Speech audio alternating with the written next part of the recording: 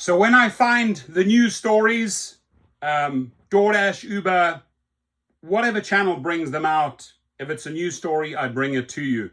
So Tony Zhu from DoorDash should be panicking right now because some of the highest profile arrests during the DC crime emergency are of immigrants, especially delivery workers for companies like DoorDash. And because DoorDash, Tony Zhu, who didn't write Trump $1 million check, maybe you should write him a check very, very quickly because he's going after your ass, not as heavy as he is going after UberEats ass. And UberEats is panicking as well because they are sweeping food delivery drivers off the road. Why? Why do you think this is happening?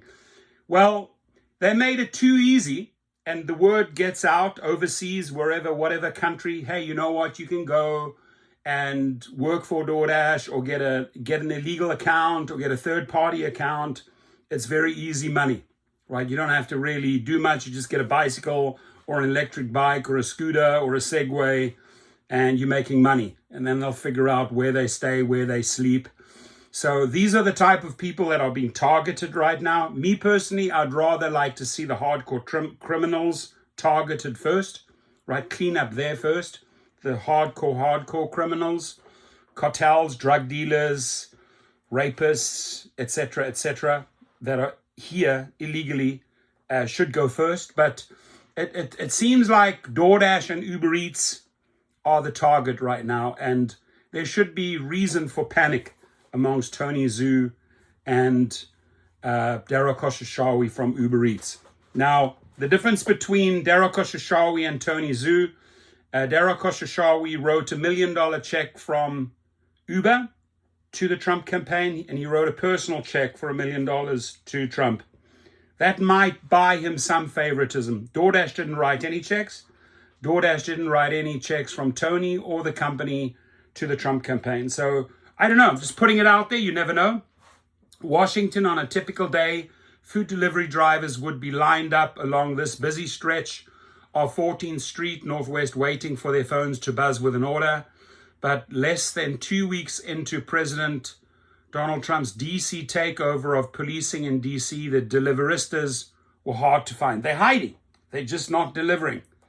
My guess is that restaurants are going to really, really hurt as well. Right, restaurants that are relying on Uber Eats and DoorDash drivers, they're going to be hurting. Vendors selling sliced mango and taquitos on the sidewalk said business had plummeted in large part because the drivers, who are overwhelmingly immigrants, were staying off the streets, fearing run-ins with federal law enforcement. Kiros Gebrezadek, who runs a cafe, sounds like a Greek guy, who runs a cafe beside the nearby metro stop, said walk-in traffic for coffee and pastries has dropped sharply since last week when federal agents and National Guard members turned up in the city in force. We don't have business, he said. There's nobody walking around. I don't know how we're going to pay rent. Now, the Trump administration has touted its militarized takeover of DC's Metropolitan Police Department, which has included a swarm of federal law enforcement officers and National Guard soldiers, as a massive success that's reduced crime in the city and made people feel safe again.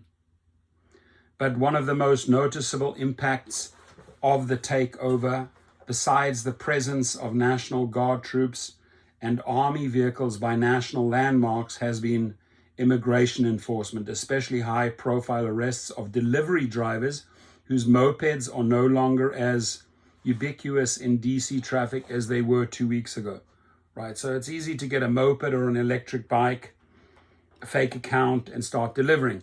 We are seeing the delivery driver community being targeted, frankly, because it's easy for ICE. They're on the street. ICE doesn't need a warrant. We are seeing a lot of people not do delivery. We are seeing people stay home. We're seeing people scared to leave their houses, said Michael Lukens, executive director at the nonprofit Amica Center for Immigrant Rights in Washington.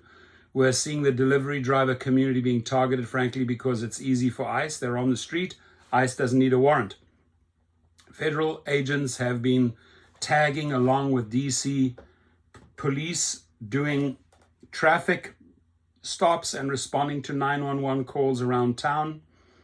Reporters have observed agents from various federal law enforcement agencies riding with Metropolitan Police Department officers and arriving at traffic stops in their own unmarked vehicles, offering backup. Part of their routine includes checking people's immigration status. The White House said Thursday that since the operation began on August the 7th, federal agents have been involved in 630 arrests, 40% of which were immigrants illegal in the country. White House spokesman Taylor Rogers claimed in a statement that hundreds of dangerous criminals had been removed. I don't see the deliveristas or the drivers of Doordash and UberEats being your most dangerous criminals. The most dangerous criminals stay in certain neighborhoods and they do certain things. They peddle drugs, involved in money laundering, carjacking, theft of vehicles, theft of car parts, etc. Not quite sure how DoorDash or UberEats delivery drivers can be classified as hardcore criminals. The left and the media can coddle criminals, but our nation's capital will not be a safe haven for violent criminals under President Trump's leadership, she said. I also want to remind that individual that the 8 states, 8 out of 10, the top 10 states that have the highest criminal numbers, carjackings, murders, drugs, are actually red states. None of those have been touched. So I'm quite surprised they're not going after the hardest, hardcore criminals in those top 8 states. In fact, the National Guards from those states that should be doing the work in those 8 states where the criminals are hiding, those are red states, by the way, facts, stats, are actually going up to other states to do the cleanup. Now, if you're cleaning up, it's got to be balanced. You got to do it across the board. You got to do it coordinated. You can't just single out people because maybe you hate someone there or they did something to you. So I would really start concentrating on the states that harbor the hardest core criminals first. And there's got to be tens or hundreds of thousands. By all means, get them all out. That is where you need to spend the money. That is where you need to spend the time. And if these unmasked or these masked people go in there, cleaning up the neighborhoods, that is where they need to start. They have the stats of the cities, of the states with the hardest criminals. Those are the people, once you get those out, carjackings go down, murders go down, fentanyl goes down. That's where you start. Logic, right? Sure, you can single out deliveristas and you can go after DoorDash or UberEats drivers. You'll catch many illegals. But where is your money best spent now? Let's say in the first year of cleanup operation, whatever you want to call it. If you want to save lives, I don't think that DoorDash drivers are out there causing statistics, driving up the deaths of citizens, right? It's other type of people. They need to go. Adios, whoever they are. Adieu. Auf Wiedersehen. Ciao. Arrivederci. Goodbye, wherever you came from. Have a good trip back. Besides the made for social media apprehension of the guy who hit an officer with a sandwich, the most widely noticed arrests have involved immigrants. On Saturday, onlookers recorded video as federal agents manhandled a delivery driver coming out of a coffee shop. Okay, you're going after a driver coming out of a coffee shop. How about going after a group of people that are engaged in a drug deal?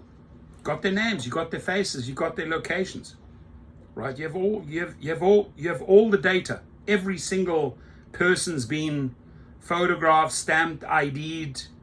They know which country they come from, but they're going after the delivery driver at the corner coffee shop. Just saying, get your priorities straight. start with the worst of the worst people first. It's just a request. All for them leaving. They don't belong here. But that's where you start. That's where you start spending the money. A spokesman for the Department of Homeland Security said the man had illegally entered the United States in 2023 and had been previously ordered deported. White House Press Secretary Caroline Leavitt said he was a suspect gang member. Okay, if you can prove that, if he's a gang member, absolutely. Bye-bye. Gang members, 100%. Goodbye. And suggested it was misleading to call him a mere moped driver. Maybe that has a lot of merit. Maybe he's not just a moped driver. He was in fact a gang member. Bye-bye. Goodbye. Kick him out. Your comments, please. But again, this will cause a panic amongst DoorDash and UberEats drivers who have illegal accounts. No doubt about it. They are talking. They're quiet. They're hiding. They're not coming out. Restaurants are hurting. And Tony Zhu, how's Tony Zhu going to handle it? Tony, talking to you. How are you going to handle it? Maybe you need to get your checkbook out, bro. Maybe you need to get your checkbook out. Just saying. Comments, please.